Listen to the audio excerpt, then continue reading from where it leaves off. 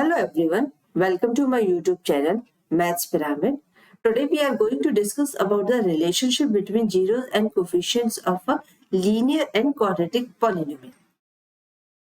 So let us first understand what is polynomial. If you have not subscribed my channel, please subscribe the channel so that you will get the notification as soon as the video is uploaded. Let's start the video. What is polynomial?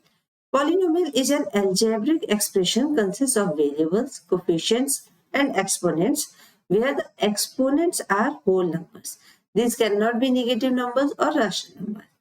A polynomial of nth degree can be represented like an x to the power n plus an minus 1 x to the power n minus 1 and so on, where x is your variable and this polynomial is in your one variable, that is x. We are taking only one variable.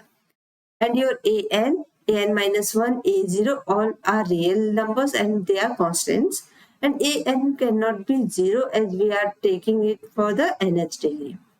So this is the general representation of your polynomial of degree n and variable x. And now we will be going to discuss about what is zero of a polynomial. A zero is the value of a variable for which the expression becomes zero. The value of the variable x for which your polynomial px is going to be zero is known as the value of that. No, it is known as zero of your polynomial. Let's see zero of linear polynomial. First, we discuss about linear polynomial. What is linear polynomial? In linear polynomial, highest degree of a polynomial is 1 and it can be represented as px is equals to ax plus b, where a cannot be equals to 0. This is your general representation. Now we are going to find the zero of px. How we find the zero of px? By putting the value of x so that we get this expression equals to 0, or by putting our expression equals to 0, then we get ax plus b equals to 0. From here we will get minus b by a.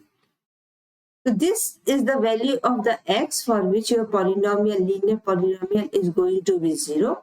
So this is known as the zero of your polynomial. So 0 of px is equals to minus b by a, where what is b? B is your constant and what is a? It is the coefficient of x. So this is the relationship between the coefficient of a polynomial and a zero of a polynomial.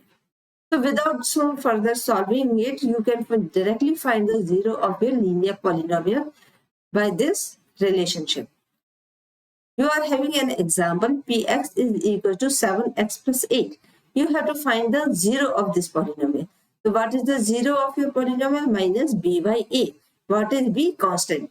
So here you are having constant as 8. So it is 8. And what is your coefficient of x? That is 7 divided by 7. So this is the zero of your px. Let's see another example. Px is equal to 5x minus 3. So what it is? Minus b by a. So you are having minus. What is your b?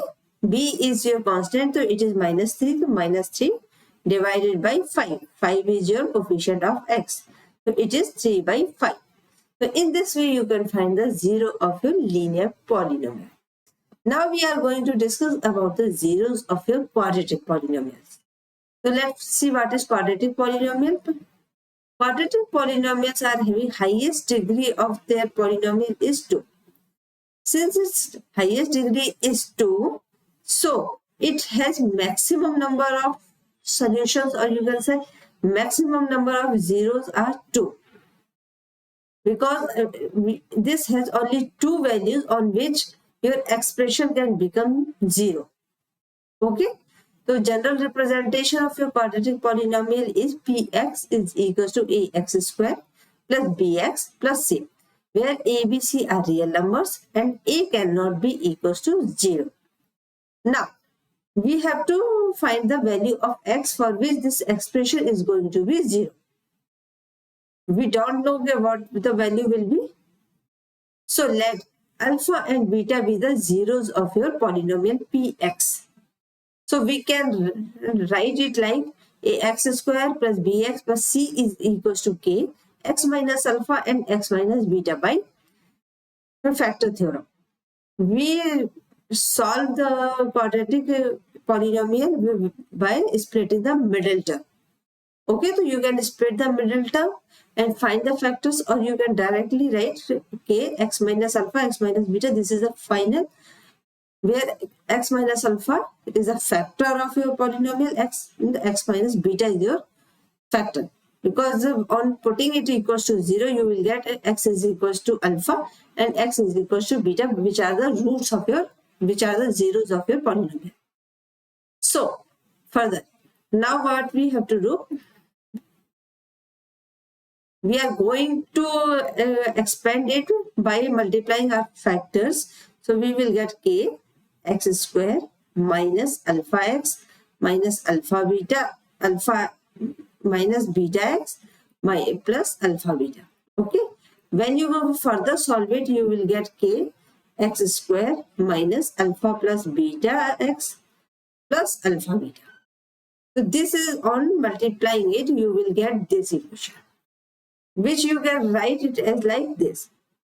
So your left hand side and right hand side is having same expressions in x square, x and constant with some relationship. What is a is the coefficient, b and c are the coefficients of your quadratic polynomial, and your alpha plus beta, right hand side, you are having zeros of your polynomial.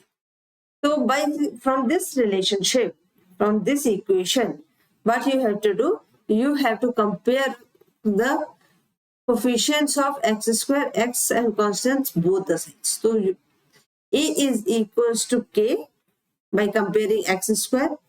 When you are going to compare for x, you will get b is equals to minus k alpha plus beta. And when you are going to compare the constants, you will get c is equals to k alpha into beta. Now, what is from this equation, what you will get, alpha plus beta is equals to minus b by k. You can write minus b. What is k? From this you can get k is equals to a. So you can write it as minus b by a. So what is the sum of zeros? Sum of zeros alpha plus beta, it is equals to minus b by a. What is b? B is the coefficient of x. B is the coefficient of x. And what is a? It is the coefficient of x square. Similarly, you get the product of the zeros alpha beta, which is equals to c by a. What is c? C is your constant, and what is a? Coefficient of x square. It is c by k, which is equals to c by a. Now you can see that in the relationship alpha plus beta and alpha beta, what you are having here, you are having on the numerator side, you are having different values, the coefficient of x or constants, but in denominator you are having the coefficient of x square. That means coefficient of the highest power of x. So this is the relationship between zeros and the coefficients of your quadratic polynomial.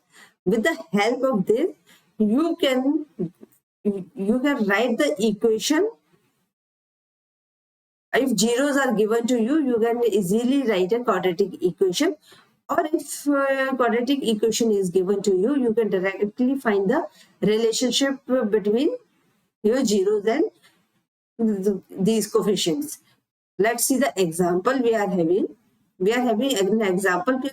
Px is equals to x square plus 7x plus 10. A quadratic equation is given to you. What you have to do, first you have to find its factors. You have to factorize it, and you have to find the zeros of it, alpha and beta.